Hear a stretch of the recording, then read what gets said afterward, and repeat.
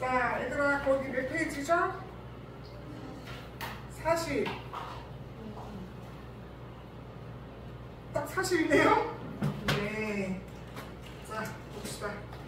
아마도 D반 친구들도 그렇고, 우리 반도 그렇고, 지금 여기 지금 나오고 있는데, 아마 오늘 영상 아직 업로드를 하지 않았지만, 주교도 다 끝냈고요. 우리도 그 유효했잖아 넘어가서 이제 반지 링딩을 하고 있습니다. 다 끝난 건 아니고요. 좀 얘기를 더 해야 되는데, 한번 해보죠. 여러분, 거기 무슨 주교도 발견 과정이 있는데 총 4분이 나오십니다. 4분. 한 분은 베베라이너, 그 다음에 뉴렌즈, 맨델라이프, 머즐리 있는데, 이거는 들었지? 잘 알지? 말로 해도 될까요? 말로 해도 아니에요? 써야 돼요? 네, 쓰겠습니다. 자,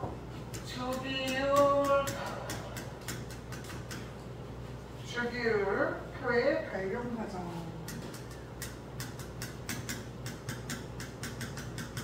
총 4분이 나오시는데요. 첫 번째 분이 베베라이너입니다.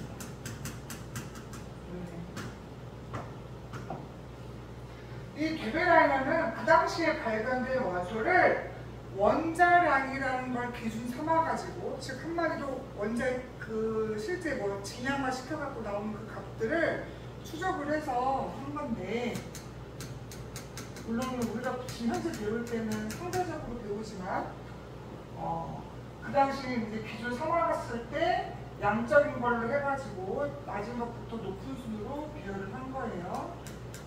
이렇게 했는데 하다 보니 규칙이 뭔가 보이더라 이거예요.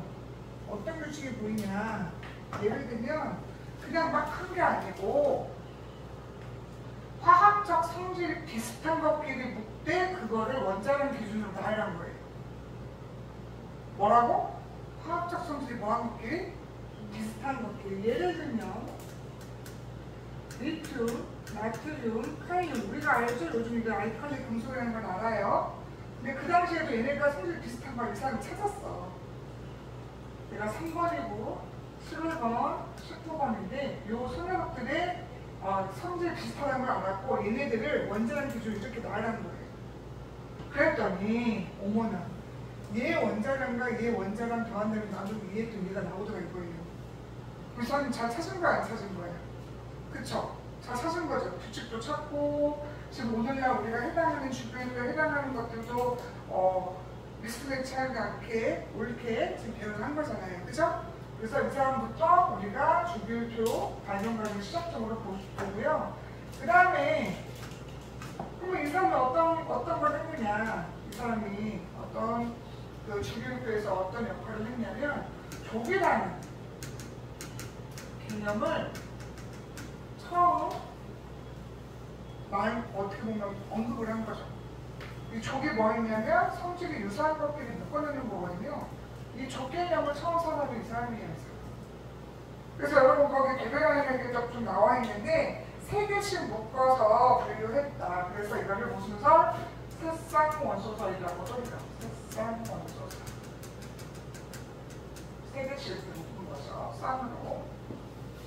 그래서 거기 보시면 새쌍 원소를 원자량 순으로 나열을 했다. 그랬더니 양쪽 사이드 바깥쪽에 있는 것들 다음에 나누면 얘랑 편도값이랑 같더라. 그래서 오늘날 우리가 말하는 조개 개념의 근사한 거를 이 사람이 언급을 했다. 그 다음에 뉴렌즈라고 하고요. 이 양반은 뭔 얘기를 하면 이 사람도 원자량을 기준으로 했어요. 근데 어떤 특징을 가지고 있냐? 봤더니 좀 더 이 사람보다 뒷사람이거든요. 그 당시에 더 발견된 걸 가지고 배열해본 거예요, 원자량. 그랬더니 8번째마다 비슷한 애들이 나타나는 거예요. 8번째마다. 그래서 여러분 거기 책에도 나와 있잖아요. 똑같이 원자량 순위로 배열을 했는데 몇 번째마다?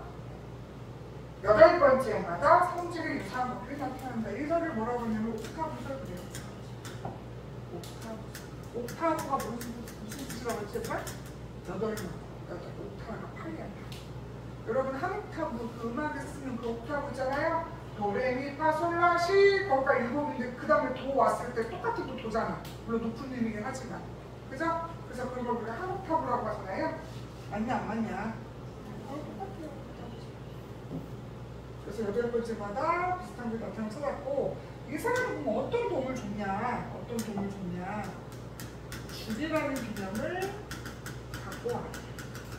아까 8번째마다라고 했잖아요. 우리 지금 알고 있잖아. 8번째마다 한 바퀴 돌고 내려가고 한 바퀴 돌고 내려간다는 거. 맞아 안 맞아? 이 사람이 찾은 거예요. 그래서 이제 이 사람 찾은 걸 통망라해서 이제 하나 만들고 싶은 거지. 누가? 멘델레이프라는 남자. 엄청 똑똑한 분이에요. 이 사람도 뭘 기준으로? 원자량을 기준으로 그 당시에 더 많이 발전된 것들을 대열을 하게 되면서 최초의 우리가 테이블 형태의 내용을 정리를 해서 발표를 하게 됩니다. 그래서 이 양반은 뭐라고? 최초의 주기율표를 작성했다라고도 해요. 그리고 이 양반 얼마나 놀랍냐면 그 당시 발견되지 않는 것들도 뒤로 놨어요. 그러니까 이 사람들 규칙에 따라서 배열을 하고 했는데도 아직 발견 안 된 원소들이 이렇게 공란해 놨다고, 블랙리스트를 해놨다고. 근데 그게 맞아요. 나중에 이제 우리가 이제 오늘날 사람들이 봤더니 그 비워둔 공간마다 이 사람이 말하는 것들이 다 비워져 있었던 거지. 얼마나 대단해. 그런데 뭐가 문제가 있겠죠? 뭐가 있느냐? 이 사람이 한계점이 있어. 아니 한계? 약간 오류라고 해야 되나? 대부분은 원자량 기준을 했을 때 이거 다 맞습니다. 다 맞아요. 그런데 아닌 것이 있어요. 이 사람이 원자량 기준을 따랐을 때 이상하게 안 맞는 구간이 두세 군데 나타나요. 그래서 여러분 거기 책에도 거기에는 안 나왔네요. 예를 들면 이런 거예요. 예를 들면 우리 오늘날 18번 배우는 게 아르곤이고요. 19번이 칼륨인데 이거는 양성자 수로신 우리가 정리를 해놓은 거잖아요. 실제로 이 사람이 이거 했을 때는 이게 뒤바뀌어 있었어요. 근데 이거는 지금 우리가 이거는 이렇게 있는 거는 오늘날이라고 하면 현대지 현대. 그런데 이 당시 이 멘델레이프가 한 거는 18번이 얘였고 19번이 얘였어. 무슨 기준으로 했을 때? 원자라는 기준을 했을 때. 왜 얘가 더 무겁거든? 누가 있다고요? 멘델레이프가. 생각만 해보세요, 얘들아. 이게 18쪽이니까? 반응 안 하는 애가 겁나 반응하는 애죠. 얘는 반응하는 애가 안 하는 애죠. 이상하죠. 그래서 이런 구간이 두세 군데 나타나요. 그러면 이 테이블도 묻을 수 없죠. 그래서 어떤 양반이 모즐리라는 양반이 생각을 하는 거야. 이 기준이 잘못된 거야. 기준을 뜯어보자. 모즐리라는 사람이 기준을 바꾸게 됩니다. 원자량이야 아닌 것 같아. 뭘로 하자. 이 사람이 그 당시 이 사람이 너무 좋았던 게 1900년에 들어오게 되면은 과학들이 엄청나게 폭발적으로 증가하거든요. 그때 발견된 것 중에 하나가 엑스선이라는 게 있었어. 여러분 그 엑스를 찍을 때 이거 가지고 양성자를 찾게 돼요. 근데 그 양성자 연구를 할 수 있게 돼요. 그래서 아하! 얘네들은 다 무슨 수구나. 무슨 수? 양성자 수. 우리가 이제 여기서는 원자점을 하고 이걸로 뭘로 하자? 기술을 찾자요. 얘 전체적인 질량이 뭐 중성자까지 감해가지고들 늘어나는 그 원자량이 아니라 진짜 말 그대로 양성량을 세운 거예요. 중성자 때. 참고로 얘들아 이거 있잖아. 양성자는 얘가 많은데 중성자랑 따지면 얘가 더 무거워요. 그래서 이렇게 된 거예요. 알겠습니까? 근데 여기는 중성자 더 빼자. 오로지 뭘로만 세자? 양성자로 세자 했더니 우리가 알고 있는 그 테이블이 만들어진 거예요. 그래서 이 사람이 뭐다? 현대의 주기율표를 만드신 분이에요. 우리 미국 거 가지고 지금 배우는 겁니다. 알겠습니까? 그래서 우리의 여기서 제일 중요한 건 이거죠. 한 개는 요거 가지고 따집니다. 맞냐 안 맞냐? 요거 가지고 따집니다. 그게 여러분 거기 나와 있는 내용입니다. 그래서 일단 또 그릴 건데 20번까지 그릴 거예요. 그 20번까지 여러분은 무조건 순서랑 다 아셔야 됩니다. 그리고 혹시나 하는 마음에 선생님의 독주기가 생각이 안 날 수도 있잖아요. 그럼 할 수 있는 방법 여러분들 가르쳐줬잖아요. 그래요? 모르는 것 같으니까 설명을 해드리겠습니다. 자, 우선은 그리기 전에 선생님이 중요표를 그릴 건데 여기다가 한번 펴내볼게요. 내가 만약에 12번이야. 마그네슘이죠? 아이고, 글씨 왜 이래? 12번이 뭐라고 얘들아? 생활기구라고. 맞아, 안 맞아? 자, 이거야. 내가 얘가 족과 주기를 알고 싶어. 그죠? 그러면은, 우리 좀 배웠을 텐데, 우리가 제일 안쪽 전자껍질은 전자 몇 개? 2개. 그 다음부터 8개씩 채워줘야 된다. 5개 규칙에 따라서 8개씩 채워줘야 돼. 맞아요? 자, 그럼 이거 불러봐요. 몇 개? 2개. 끝났어요. 자, 두 번째, 여기 몇 개? 초대. 아직 10개죠. 전자가. 여기 몇 개인데, 전자가? 12개죠. 그러면, 그 다음에 여기 몇 개예요? 2개죠. 그러면 껍질이 몇 껍질이야? 이따 설명하겠지만, 얘들아, 주기가 전자껍질 수야. 그럼 몇 주기란 얘기야? 3주. 그리고 이따 쓰겠지만, 족이라는 것은 원자과 전자수예요. 몇 개예요? 2개죠? 2조 원수. 이 친구는 뭐다? 3주기 얼마? 2조 원수. 이걸 외워야 돼요. 내가 뭐만 하면 돼요? 번호만 하면 돼요. 하나 더 해볼까요? 자, 19번 해볼게요. P예요. 불러봐요. 2, 그 다음에 8, 그 다음에 8 해도 18이에요. 그럼 네 번째는 몇 개야? 하나죠? 껍데기 몇 껍데기? 네 껍데기 몇 주기? 4주기. 그리고 끄트머리에 몇 개 있어요? 몇 조 원소? 1조 원소가. 그래서 뭐는 외워라. 번호만 외우면 족주기는 상당히 금방 찾아요. 아시겠습니까? 물론 제일 좋은 건 완벽하게 암기하는 거나 뭐 이해해서 그걸 테이블 전체를 외우는 게 제일 좋으나 생각이 안 나면 이렇게라도 하셔야 된다는 말이에요. 알겠습니까? 네. 자, 그럼 한번 다시 한번 표현해보죠. 선생님.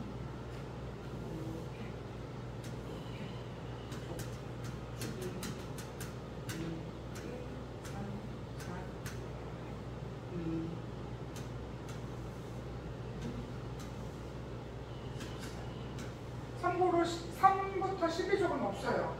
그거는 전이원소라고 해서 보통 중금속에도 해당하는 애들이거든요. 그래서 우리가 배우는 애들하고 성격이 뭐야? 달라. 그래서 안 배우는 거예요. 이상한 게 아니에요?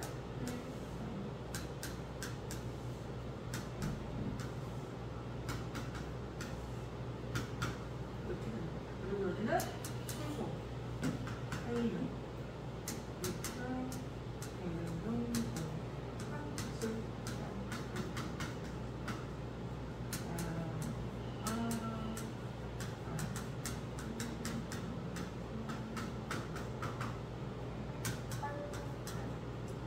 여기까지는 무조건 외우셔야 합니다.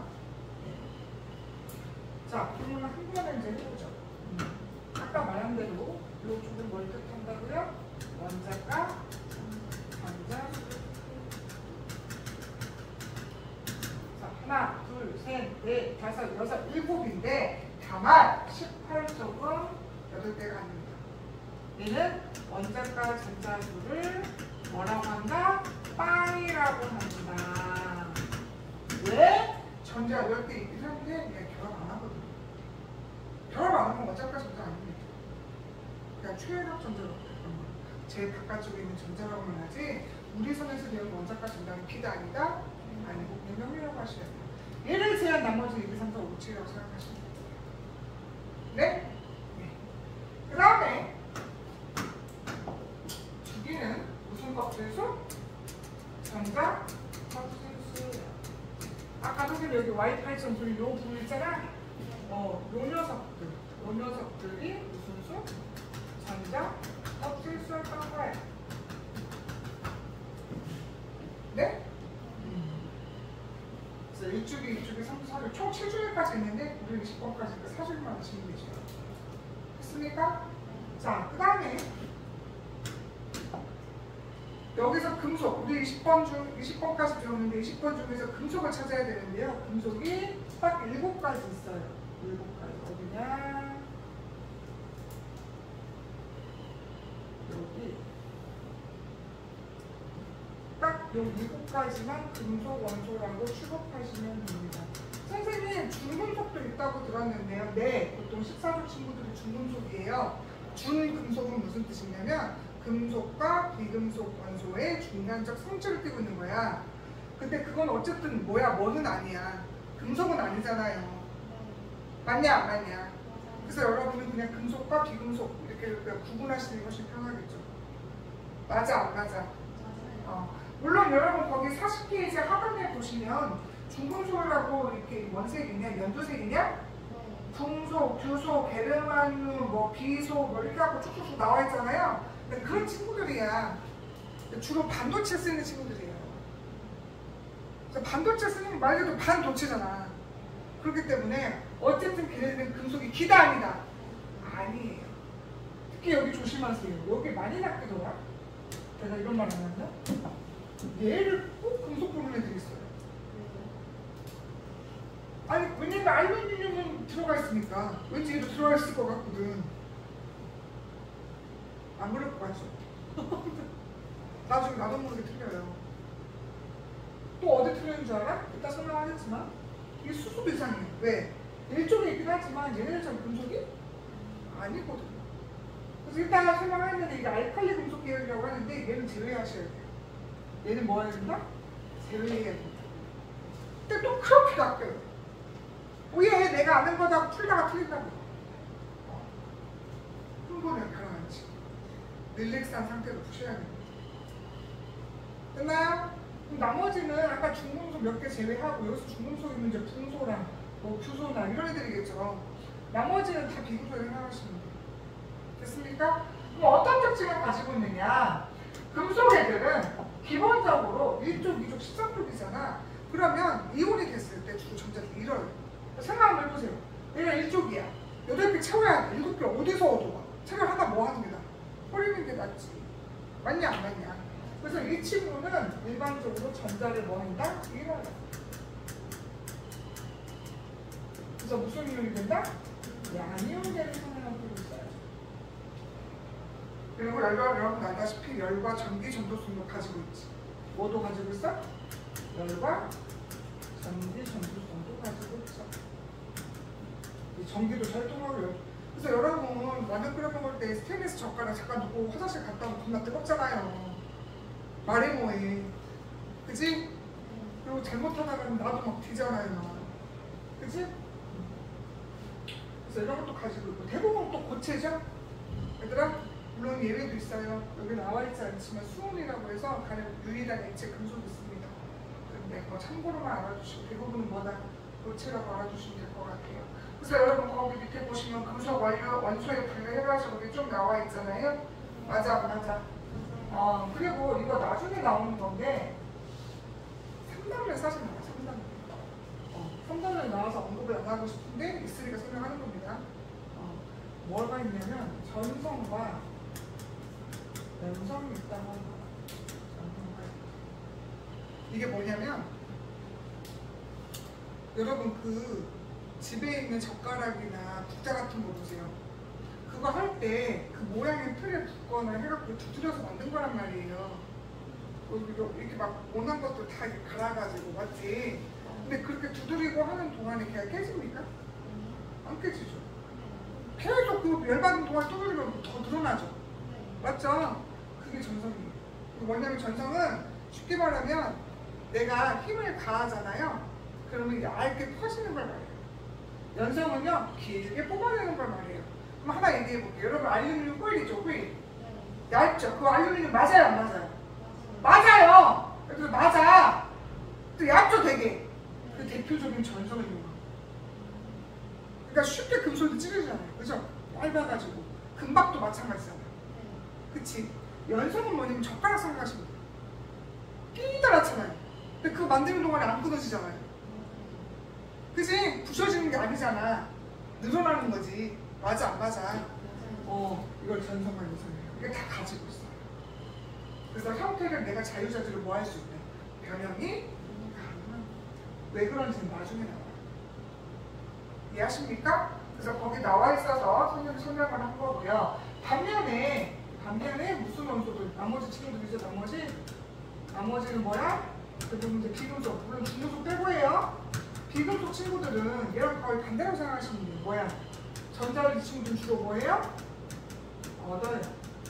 그래서 음이온이에요. 네? 누구누구요? 얘네들이요.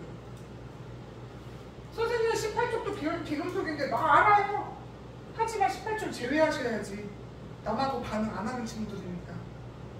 그래서 이온 형성이 안 돼요. 이미 만족하는데요. 그래서 이 친구들을 보시면 5개, 6개, 7개 원자까지 오잖아. 그러니까 3개, 2개 하나 없는 게 낫지. 맞냐 안 맞냐? 그래서 이 친구들은 얘처럼 열과 전기 전도성이 거의 없다고 보시면 돼요. 거의 없어요. 물론 예외적으로 있는 것도 있어요. 누구요? 흑연 같은 거. 흑연이 비금속인데 여러분 전기 통한다고 했죠? 샤프신 같은 거? 네? 얘는 있다. 아무튼 대체적으로 쓰는 거예요.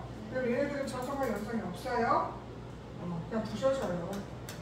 그리고 이 친구들은 연성 없어요. 대부분 고체는 기체야. 액체 상태 별로 없어요. 근데 액체가 있긴 해요. 얘 밑에 누구 있냐면 브로민, 아이오도 있는데 이 브로민이 액체예요. 그래서 이 친구도 유일한 액체가 있다 없다? 있습니다. 비금속 계열에서도 참고로 알아두시면 되겠습니다. 왜냐하면 우리 책에 너무 많이 이제 표나 이런 거 나와 있어가지고 선생님이 이걸 그냥 한 번에 표현하고 싶었던 거예요. 한 번 보시면 되잖아요. 맞아 안 맞아? 특히 이 중에서 요 문구 있잖아요. 이거 나중에 산학원한테 또 나와요. 그래서 어차피 알아두셔야 됩니다.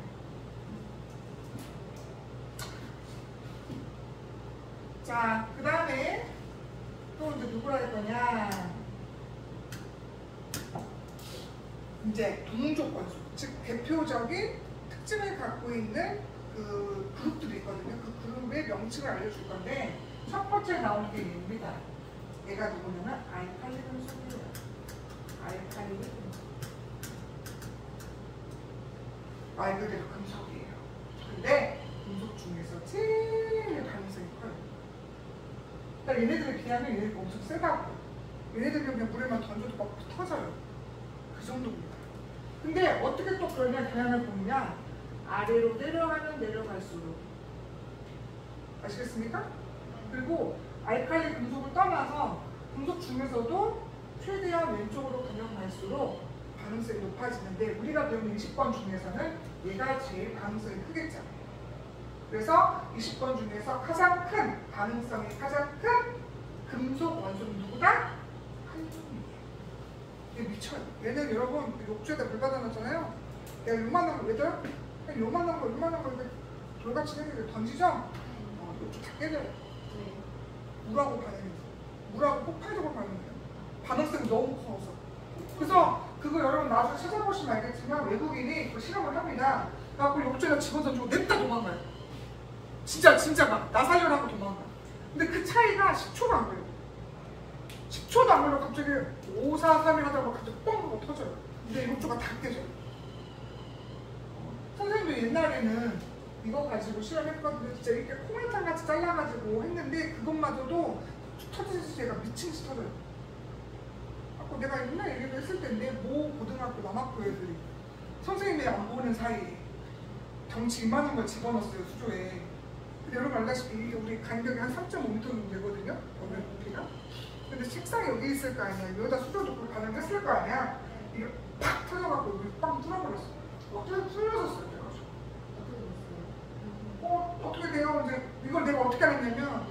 게 과학이잖아. 한 번씩 안전연수를 가요. 그 담당을 하게끔 안전연수 갔다 와야 돼요. 그래서 갔는데 거기 사례를 알려주더라고. 어디 학교라고는 안 알려주고 어떤 모 학교에서 이런 사건이 있었다. 그래가지고 여러분 잘 보세요. 이거 낫다 했다 그랬죠.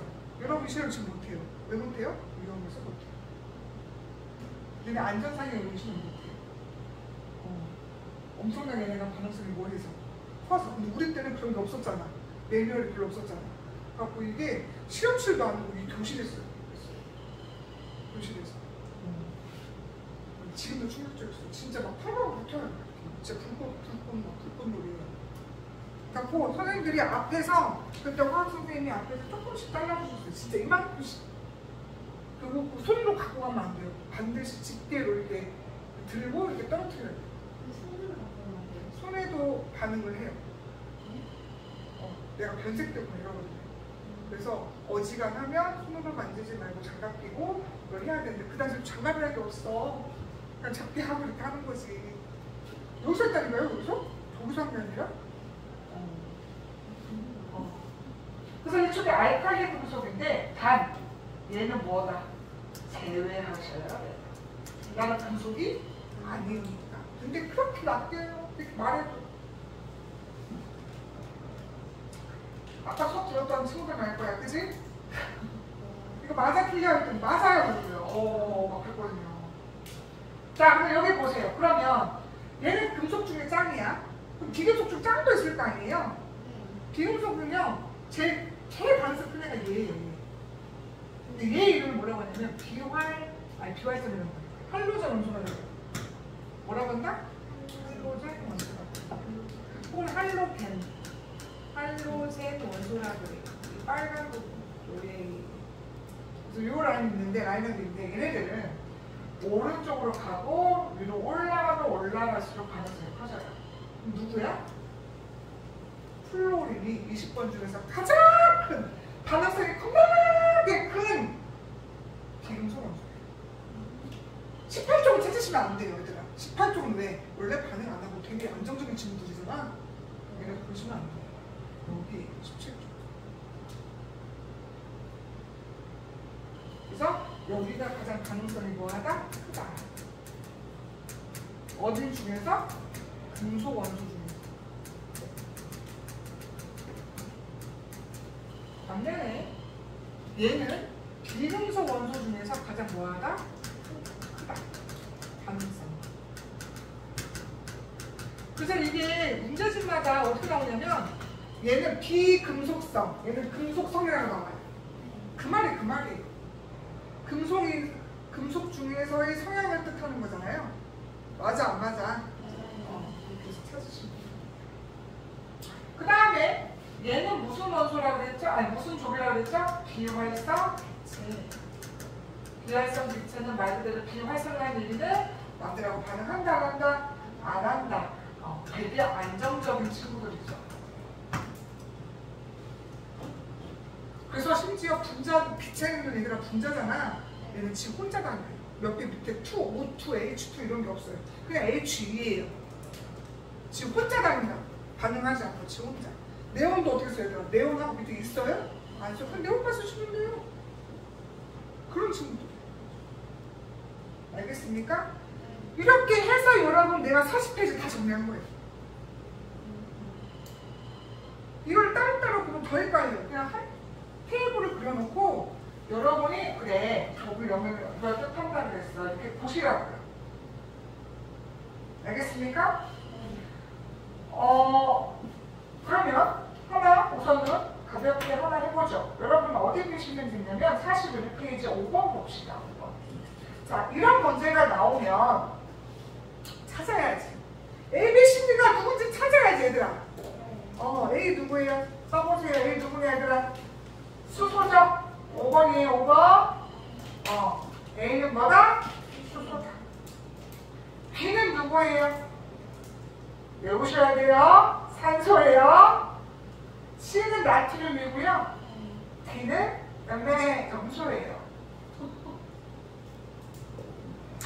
해보겠습니다. 자, 보세요. A와 C는 원자과 전자수가 같다. 자, 얘들아, 원자과 전자수 같다는 게 조기 같냐라고 물어보는 거야. 같은 조 맞아요, 안 맞아요? 맞죠? 다만 조심할 거. 얘들아, 원자과 전자수는 같은 거 맞아? 하지만 알칼리 금속은 아니에요. 정신 잘 똑똑 차려야 된다고. 어려운 게 아니라 원자과 전자수는 맞아. 왜? 조기 같으니까. 그래서 심지어 얘들아, 수소도 이온되면 양이온 돼요. 근데 뭐는 아니라고. 금속은 아니잖아요. 그래서 기억 우선 우리는 맞아요. 네. B는 즉 산소는 나트륨보다 전자가 들어있는 전자껍질수가 많아. 야, 전자껍질수는 주기를 뜻하잖아요. 그럼 당연히 C가 많죠. 3주기인데. 틀렸고요. D. 화학적 성질이 같으려면 얘들아 조기가 되죠. 뭔 소리야? C는 주기가 같은 거잖아요. 그치? 그럼 몇 번이다? 1번이 됩니다. 이렇게 보시면 돼요. 아마 주기율표는 이런 형태로 나올 거예요. 미리 말하지만 얘들아 1단원은 내가 내고요. 2단원은 그분이 내세요. 이라는 말씀 내시는데 보통 주기율표 단원에서 문제 나올 때는 이렇게 A, B, C, D 형태로 예를 들어 특징을 물어봅니다. 근데 다 물어볼 수 있죠. 물어볼 겁나 많잖아요, 한 번에. 그죠? 어려운 건 아니잖아요, 근데. 그치? 실수를 하시면 안 됩니다. 자, 그러면 하나 더 해보고 여러분한테 이따가 문제 좀 풀으라고 좀 하고 하겠습니다. 어디를 볼 거냐면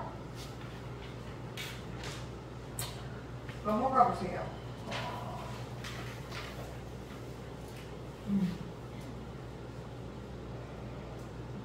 어려운 거 하면 여러분 싫어할 테니까 43페이지 14번 보세요.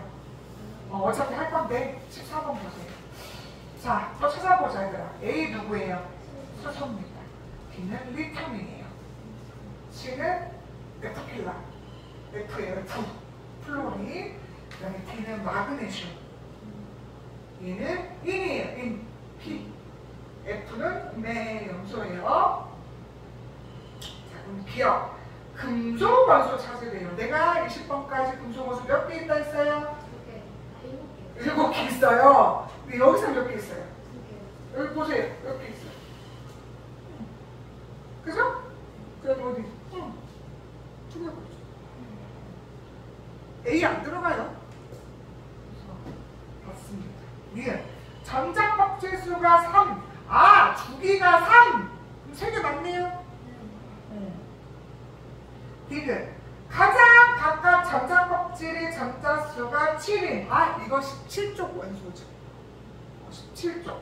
2개 있는 거 맞아요? 네. 다 맞네요. 자, 그러면 여러분은 어디를 풀어보면 조금 시간 걸리는데 머리 쳤으면 좋겠어서 여러분 거기 41까지 다시 돌아와 보세요.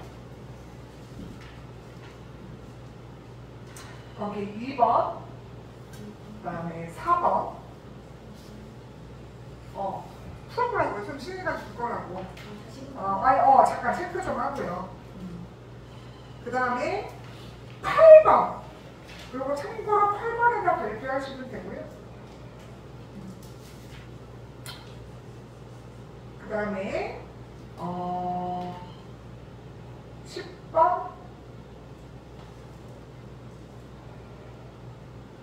11번, 12번, 15번 이렇게 풀 거거든요. 근데 다 안 풀어도 돼요. 근데 여러분 풀 수 있을 만큼만 지금 풀어보시라고요. 아시겠습니까? 더 있는데 우선 거기까지만. 알겠죠?